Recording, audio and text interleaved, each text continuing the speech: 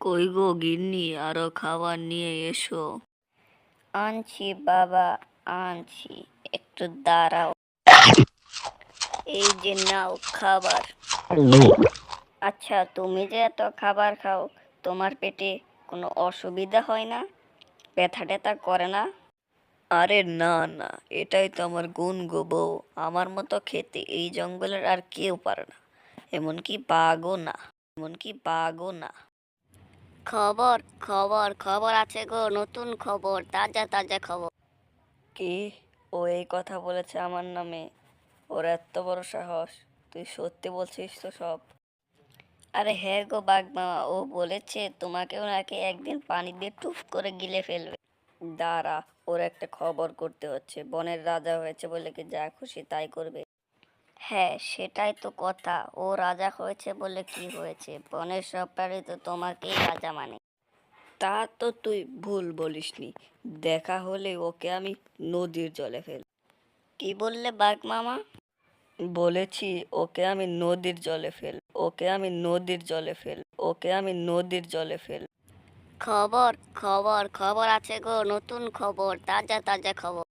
কি বললি? বাঘটার এত বড় সাহস, ও আমাকে এই কথা বলে? আরে হ্যাঁ, সিংহ মামা বলেছে তোমার মতো দুইটা সিংহকেও নাকি ও একাই নদীর জলে ফেলবে। তুই সত্যি শুনেছিস তো? এ কথাই বলেছে আমাকে? হ্যাঁ, আমি নিজ কানে শুনেছি। বাঘটা আজকাল রাজা হতে চাচ্ছে। ও কি তোমার বরাবরই করতে পারে? দাঁড়া, ওকে আমি একবার পেয়ে নেই, ওর রাজা হওয়ার স্বপ্ন আমি মিটিয়ে দে। ছাড়বে না সিংহ মামা, ওই শয়তানটাকে একদমই ছাড়বে না।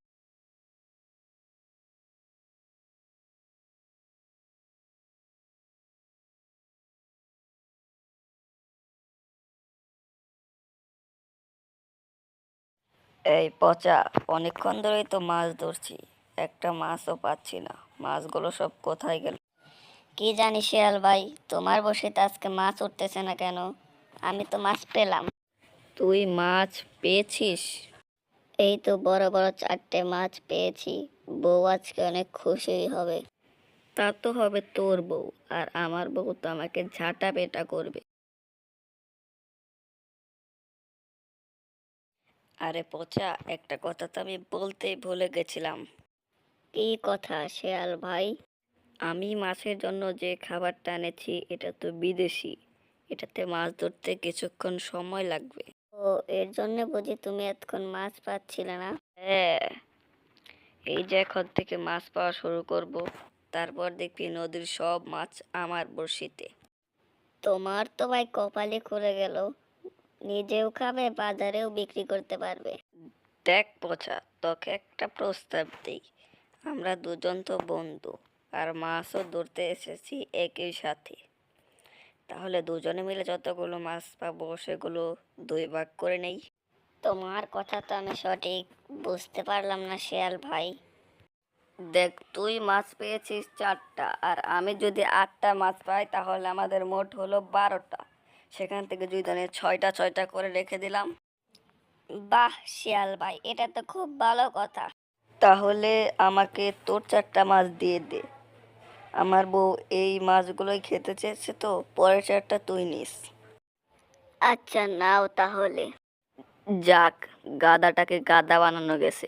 আজ তাহলে উঠি রে পচা, পেটটা অনেক ব্যথা করছে, আর মনে হয় এখানে থাকতে পারবো না। এ কি শিয়াল ভাই, বিদেশ থেকে খাবার আনলে আর মাছ না ধরে চলে যাচ্ছ? আরে পেটটা অনেক ব্যথা করছে, কালকে মনে হয় অনেক বেশি খেয়ে ফেলেছিলাম। সমস্যা নেই, তুই আমার এই বিদেশি চারাগুলো রেখে দে, আমি তোর মাছগুলো নিয়ে যাচ্ছি। এই বিদেশি চারার মধ্যে থেকে তুই যে মাছগুলো পাবি সেটা তুই নিজের বাড়িতে নিয়ে যা। বাহ বাহ, এটা তো খুব ভালো বুদ্ধি। ঠিক আছে শিয়াল ভাই, তুমি আমার মাছ নিয়ে যাও।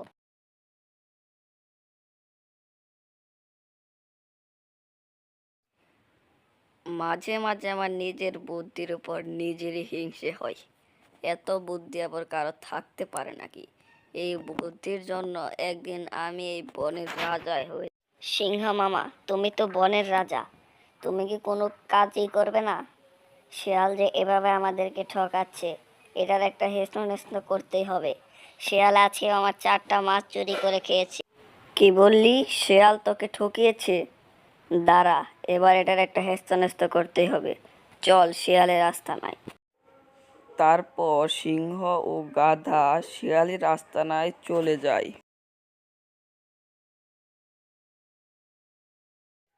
কি রে, তুই নাকি পচাকে ঠকিয়ে মাছ চুরি করে খেয়েছিস?